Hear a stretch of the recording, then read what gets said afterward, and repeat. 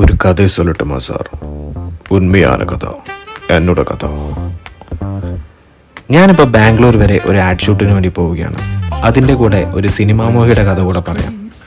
തനിയാവർത്തനത്തിൽ മമ്മൂക്കയുടെ കൂടെയും ദശരഥത്തിൽ ലാലേട്ടൻ്റെ കൂടെയും നിന്ന് കരഞ്ഞ് നോക്കി ഡയലോഗ് പറയുന്ന ഒരു 99 കിഡ് സിനിമ ഹോളിക്.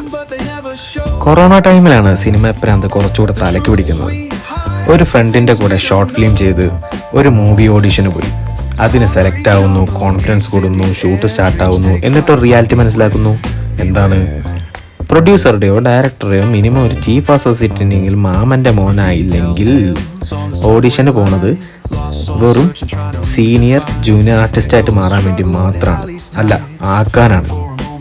മാസങ്ങൾ കഴിയുന്നു, വന്താ സെലക്റ്റായ ഷൂട്ടായ റിപ്പീറ്റ്, ഇങ്ങനെ 2-3 സിനിമകൾ. എൻ്റെ ഈ യാത്ര ആരംഭിക്കുമ്പോൾ 3-4 പേര് കൂടെ ഉണ്ടായിരുന്നു. ഇടയ്ക്കിടയ്ക്ക് വെച്ച് പലരും പോയി, ഞാൻ ഒറ്റയ്ക്കായി. സിനിമ എന്നൊരു റീസൺ ആയിരുന്നു അതിന് കാരണം.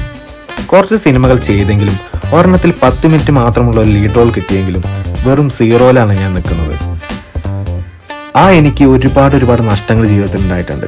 വർഷങ്ങളോളം സ്നേഹിച്ച പെണ്ണ് വരെ വിട്ടിട്ട് പോയി. പക്ഷേ ഞാൻ തളരില്ല രാമകുട്ടി, ഇനിയും ശ്രമിക്കും. Fail again, fail better. ഒരു നാൾ എൻ്റെ പടം ഹൗസ്ഫുള്ളായിട്ട് ഓടിക്കൊണ്ടിരിക്കുമ്പോൾ ജേഴ്സിയിലെ നാനിയെ പോലെ ആരും കേൾക്കാത്തൊരു സ്ഥലത്ത് പോയിട്ട് ആർത്ത് കരയും ഞാൻ. I am waiting.